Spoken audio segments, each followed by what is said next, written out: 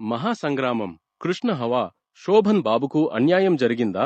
Telugu cinema చరిత్రలో ఇద్దరు అగ్ర హీరోలు కలిసి నటించిన మల్టీ స్టారర్ చిత్రాలకు ప్రత్యేక స్థానం ఉంది.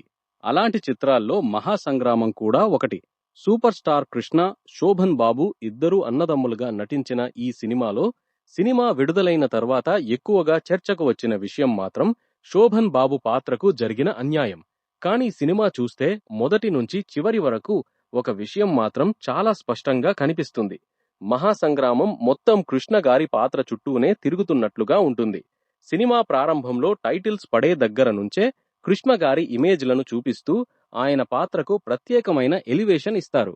ఆ తర్వాత కథ ముందుకు వెళ్లే కొద్దీ దాదాపు ప్రతి ముఖ్యమైన సన్నివేశంలోనూ కృష్ణ గారి పాత్ర, ఆయన నటన, ఆయన యాక్షన్ ప్రేక్షకుల దృష్టిని ఆకర్షిస్తాయి.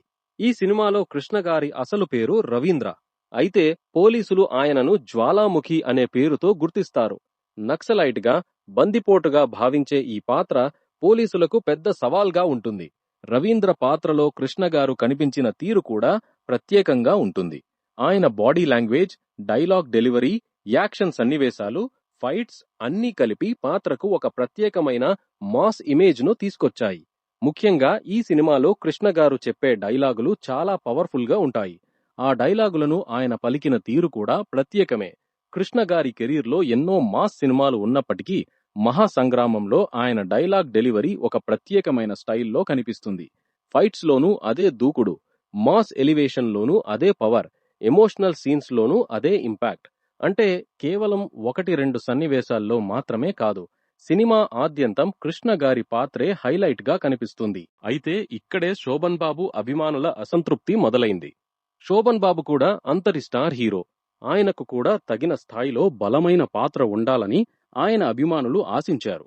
కానీ సినిమాలో కృష్ణ గారి పాత్రకు ఇచ్చిన ఎలివేషన్తో పోలిస్తే శోభన్ బాబు పాత్ర తక్కువగా కనిపించడంతో ఆయన అభిమానులు తీవ్రంగా నిరాశ చెందారు. దీనిపై అప్పట్లో ప్రధానంగా 2 వాదనలు వినిపించాయి. మొదటి వాదన, శోభన్ బాబు పాత్రను కావాలనే తగ్గించారనేది. కృష్ణ గారి పాత్రను హైలైట్ చేయడానికి శోభన్ బాబు పాత్రను కావాలనే బలహీనపరిచారని కొందరు భావించారు. రెండో వాదన, సెన్సార్ కటింగ్స్. శోభన్ బాబు పాత్రను బలంగా చూపించే కొన్ని సన్నివేశాలు సెన్సార్ సమయంలో కట్ కావడం వల్ల ఆయన పాత్రకు సరైన ఎలివేషన్ రాలేదని మరో వాదన వినిపించింది. ఈ పరిణామాల నేపథ్యంలో శోభన్ బాబు తన అసంతృప్తిని వ్యక్తం చేస్తూ పత్రికా ప్రకటన ఇచ్చారని అప్పట్లో వార్తలు వచ్చాయి.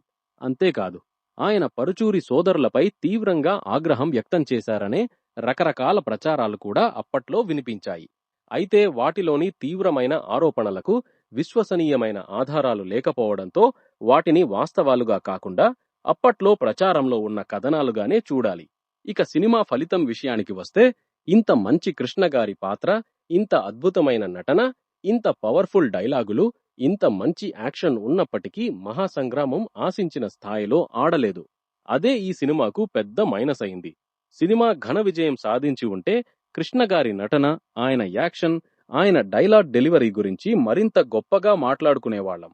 కానీ సినిమా ఆశించిన స్థాయిలో విజయవంతం కాకపోవడంతో కృష్ణ గారు ఈ సినిమాలో చూపించిన ప్రతిభకు రావాల్సినంత గుర్తింపు రాలేదనే చెప్పాలి.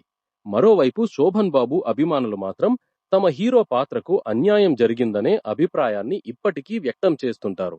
అందుకే మహాసంగ్రామం ఒక విచిత్రమైన మల్టీస్టారర్. ఇద్దరు అగ్ర హీరోలు ఉన్నారు, కానీ తెరపై సినిమా ప్రారంభం నుంచి ముగింపు వరకు ఒక హీరో పాత్రే ఎక్కువగా హైలైట్ అవుతుంది. ఆ హీరో సూపర్ స్టార్ కృష్ణ. మరోవైపు ఆ స్థాయిలోనే ఉండాల్సిన మరో అగ్ర హీరో శోభన్ బాబు పాత్రకు మాత్రం తగిన ప్రాధాన్యం దక్కలేదనే విమర్శ మిగిలిపోయింది. అందుకే మహాసంగ్రామం గురించి మాట్లాడేటప్పుడు కృష్ణ గారి అద్భుతమైన నటనను ఒకవైపు, శోభన్ బాబు పాత్రకు జరిగిన అన్యాయం అనే వాదనను మరోవైపు, రెండింటినీ కలిపి చూడాల్సిందే. ఇదే మహాసంగ్రామం చుట్టూ ఇన్నేళ్ల తర్వాత కూడా కొనసాగుతున్న అసలు చర్చ.